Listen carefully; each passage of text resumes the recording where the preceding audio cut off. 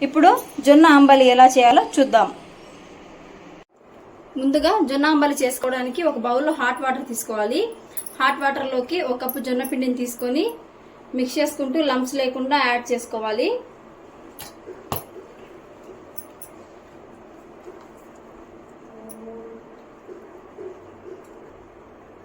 ఇలా లంప్స్ లేకుండా బాగా మిక్స్ చేసుకున్న తర్వాత ఈ మిశ్రమంలోకి మనకి అన్నం ఉడకపెట్టి వంపిన గంజి ఉంటుంది కదా, ఈ గంజిని యాడ్ చేసుకోవాలి.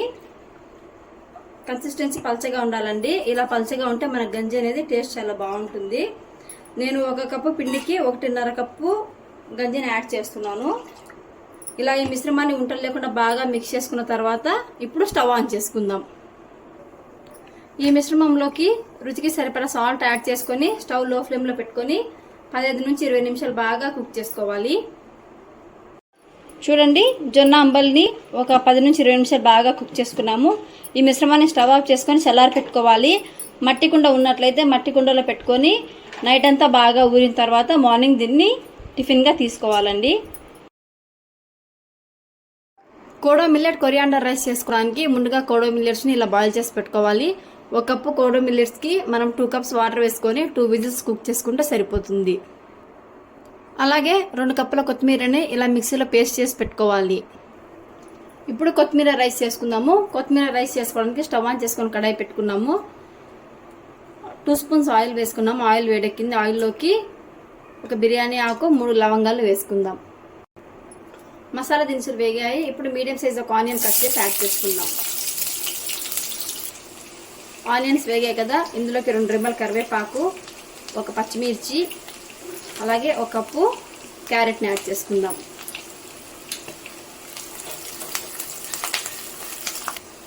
వెజ్జెస్ అన్ని బాగా వేగాయి కదా, దీంట్లోకి 1 స్పూన్ అల్లం పేస్ట్ వేసుకొని పచ్చివాసన రాకుండా వేయించుకుందాం. అల్లం పేస్ట్ బాగా వేగింది. దీంట్లోకి పెద్ద సైజు ఒక టమాటాని కట్ చేసుకొని యాడ్ చేసుకుందాం. టమాటా బాగా మగ్గి మెత్తబడేంత వరకు కుక్ చేసుకుందాం. టమాటాస్ వేగి బాగా మెత్తబడ్డాయి కదా, ఇందులోకి మనం మిక్సీ కొట్టి పెట్టుకున్న కొత్తిమీర పేస్ట్ని వేసుకుందాం. కొత్తిమీర పచ్చివాసన రాకుండా నూనె సపరేట్ అయ్యేంత వరకు స్టవ్ లో ఫ్లేమ్లో పెట్టుకొని బాగా కుక్ చేసుకుందాం. కొత్తిమీర బాగా వేగింది కదా, ఇందులోకి రుచికి సరిపడా సాల్ట్ యాడ్ చేసుకొని మనం ముందుగా బాయిల్ చేసి పెట్టుకున్న మిల్లెట్స్ని యాడ్ చేసుకుందాం.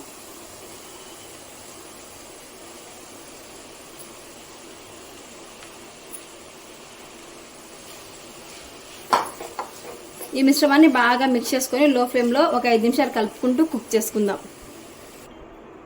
ఫ్లేవర్ అంతా మిల్లెట్స్కి బాగా పట్టేట్టుగా కలుపుకుంటూ కుక్ చేసుకున్నాం కదా, ఇప్పుడు స్టవ్ ఆఫ్ చేసేసుకుందాం. వేడి kodo millet coriander rice ready. Raita prepare చేసుకోవడానికి ముందుగా ఒక కప్లో ఇలా కర్డ్ తీసుకోవాలి. ఈ కర్డ్లోకి సన్నగా తరిగి పెట్టుకున్న ఆనియన్స్, అలాగే సన్నగా తరిగి పెట్టుకున్న టమాటోస్, సన్నగా చాప్ చేసి పెట్టుకున్న కీరా, అలాగే సన్నగా తరిగి పెట్టుకున్న క్యారెట్ యాడ్ చేసుకుందాము.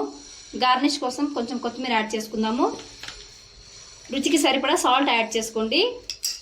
అలాగే కొంచెం పెప్పర్ పౌడర్,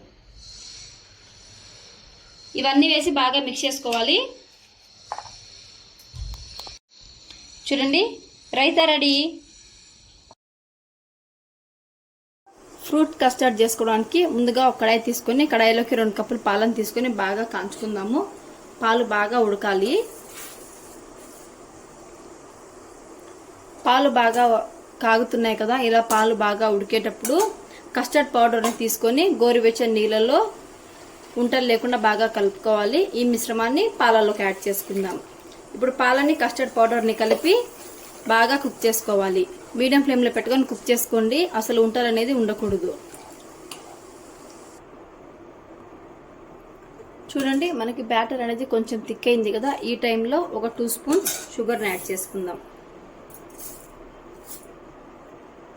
ఇప్పుడు బాగా మిక్స్ చేసుకొని బ్యాటర్ అంతా థిక్ అయ్యేంత వరకు కుక్ చేసుకుందాం.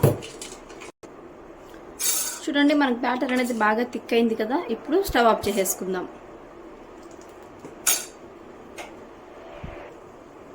ఈ మిశ్రమం రెడీ అయిపోయింది కదా, దీన్ని 1 గంట నుంచి 2 గంటల పాటు ఫ్రిడ్జ్లో పెట్టుకుందాం. కస్టర్డ్ని 2 అవర్స్ మనము ఫ్రిడ్జ్లో పెట్టుకున్నాము. చూడండి బ్యాటర్ ఎంత బాగా వచ్చిందో. దీంట్లోకి కట్ చేసి పెట్టుకున్న యాపిల్స్, కట్ చేసి పెట్టుకున్న గ్రేప్స్, అలాగే పోమోగ్రానేట్, బనానా, ఇలా మీ దగ్గర ఏ ఫ్రూట్స్ ఉంటే ఆ ఫ్రూట్స్ అన్నిటిని యాడ్ చేసుకోవచ్చు. ఒకసారి బాగా మిక్స్ చేసుకుందాం.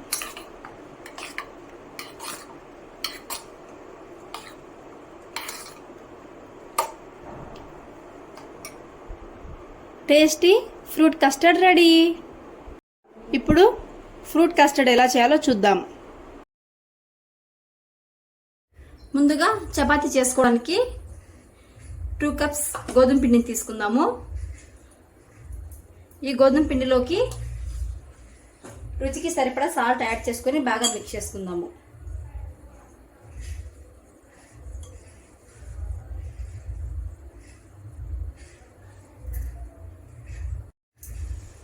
బాగా మిక్స్ చేసుకున్నాం కదా.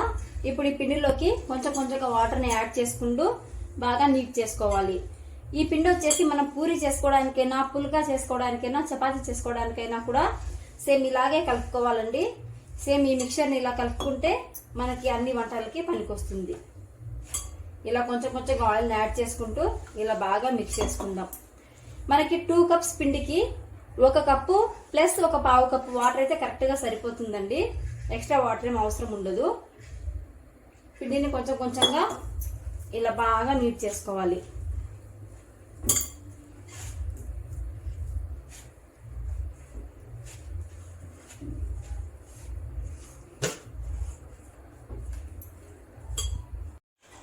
చూడండి పిండి ఎంత స్మూత్గా బాగా అయిపోయిందో. ఇంత బాగా నానింది కదా. ఇప్పుడు ఈ పిండిని ఇలా బాల్స్ చేసుకుందాం. ఇలా కొంచెం కొంచెంగా పిండి తీసుకొని బాల్స్ చేసుకుందాం.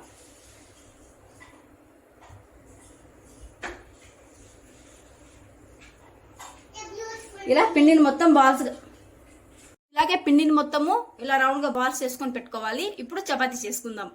ఇలాగే పిండిని మొత్తం బాల్స్గా చేసి పెట్టుకోవాలి. ఇప్పుడు పరోటా చేసుకుందాం. ముందుగా ఫ్లోర్ అంతా బాగా క్లీన్ చేసుకున్నాను. అలాగే కొంచెం పొడి పిండిని తీసుకున్నాను. ఇప్పుడు మనం రెడీ చేసుకున్న బాల్స్ని తీసుకుందాము. కొంచెం కొంచెంగా పిండిని వేసుకుంటూ ఈ చపాతీస్ని ఇలా పెద్దవిగా చేసుకోవాలి.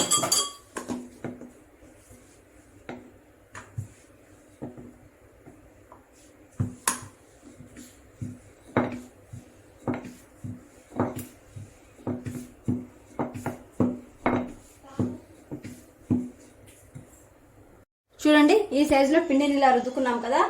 ఇప్పుడు ఒక ప్లేట్ తీసుకొని ఈ చపాతీ మీద ఉండే పొడి పిండిని అంతా ఇలా అనేసుకొని ప్లేట్లో పెట్టుకుందాం. ఇలాగే ఇంకో చపాతీని రుద్దుకుందాము. ఇలా అన్ని చపాతీస్ని రెడీ చేసి పెట్టుకోవాలి.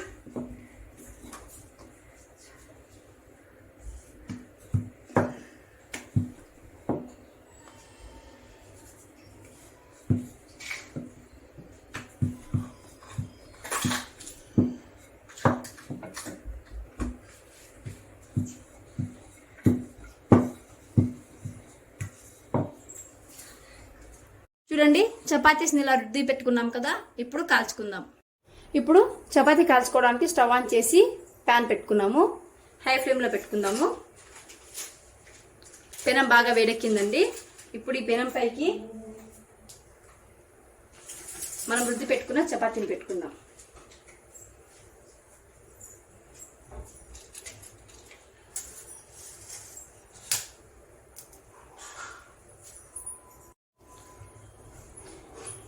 చపాతీ వెనకాల పక్క ఇలా లైట్గా ఆయిల్ పూసుకోవాలండి. ఎక్కువ ఆయిల్ వేసుకోకూడదు. ఇప్పుడు ఇంకో పక్కకు తిప్పుకుందాం. ఇలా తిప్పుకుంటూ చపాతీని కాల్చుకోవాలి. ఈ పక్క కూడా లైట్గా ఆయిల్ వేద్దాం.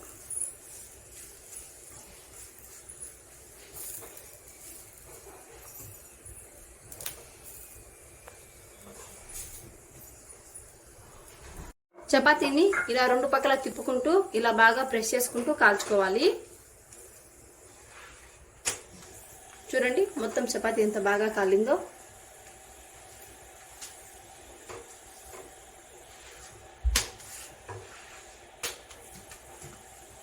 చూడండి చపాతీ బాగా కాలింది. ఇప్పుడు ప్లేట్లోకి సర్వ్ చేసుకుందాం.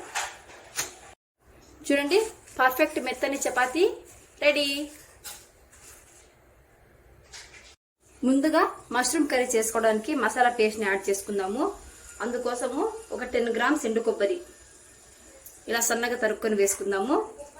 ఒక 4 లవంగాలు, ఒక హాఫ్ ఆనియన్ని ఇలా సన్నగా పొడుగ్గా కట్ చేసి వేసుకుందాము. చిన్న ముక్క అల్లము, ఒక 4 నుంచి 5 వెల్లుల్లి రెబ్బలు, అలాగే కొంచెం కొత్తిమీర. ఇవన్నీ కొంచెం వాటర్ వేసుకొని మిక్సీ పట్టుకుందాము. చూడండి, ఇలా పేస్ట్ చేసి పెట్టుకున్నాం కదా, దీన్ని పక్కన పెట్టుకుందాము. ఇప్పుడు కర్రీ స్టార్ట్ చేద్దాం. మష్రూమ్ కర్రీ చేసుకోవడానికి ముందుగా స్టవ్ ఆన్ చేసుకొని కడాయి పెట్టుకుందాము. కడాయిలోకి ఒక 2 to 3 స్పూన్స్ ఆయిల్ యాడ్ చేసుకుందాం.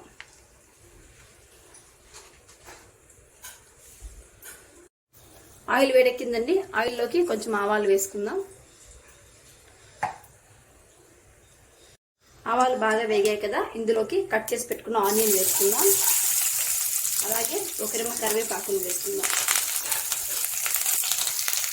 ఆనియన్స్ గోల్డెన్ బ్రౌన్ కలర్ వచ్చేంత వరకు బాగా వేయించుకోవాలి. చూడండి, ఆనియన్స్ బాగా వేగాయి కదా, ఇందులోకి చిటికెడు పసుపు వేసుకుందాము. అలాగే ఒక హాఫ్ స్పూన్ కారం వేసుకుందాము. రుచికి సరిపడా సాల్ట్ యాడ్ చేసుకుందాము. కారం పచ్చి వాసన రాకుండా బాగా వేయించుకోవాలి. కారం బాగా వేగింది. ఇందులోకి వాష్ చేసి కట్ చేసి పెట్టుకున్న మష్రూమ్స్ ని యాడ్ చేసుకుందాము. ఆయిల్లో ఒక 5 నిమిషాలు లో ఫ్లేమ్ లో పెట్టుకొని బాగా వేయించుకోవాలి. చూడండి, మష్రూమ్స్ బాగా కుక్ అయ్యాయి కదా, ఇందులోకి మనం ముందుగా దంచి పెట్టుకున్న ఈ మసాలా పేస్ట్ ని యాడ్ చేసుకుందాము. ఈ పేస్ట్ పచ్చి వాసన రాకుండా ఉండేంత వరకు మూత పెట్టి బాగా మగ్గించుకుందాం. మూత పెట్టేస్తున్నాను. ఒక 5 మినిట్స్ బాగా మగ్గించుకుందాం. ఒకసారి మూత ఓపెన్ చేసి చూద్దాము. చూడండి, మసాలా బాగా కుక్ అయ్యి ఆయిల్ అంతా సపరేట్ అవుతా ఉంది కదా. ఇప్పుడు దీంట్లోకి ఒక చిన్న గ్లాస్తో ఒక గ్లాస్ వాటర్ యాడ్ చేసుకుందాము. ఒక 10 నిమిషాలు ఇలా బాగా మిక్స్ చేసి కుక్ చేసుకుందాం. ఒకసారి చూద్దాము. చూడండి, గ్రేవీ అంతా ఉడికి ఎంత బాగా దగ్గర పడిందో. కొత్తిమీర యాడ్ చేసేసుకొని ఒకసారి బాగా కలిపేసుకొని స్టవ్ ఆఫ్ చేసేసుకుందాం.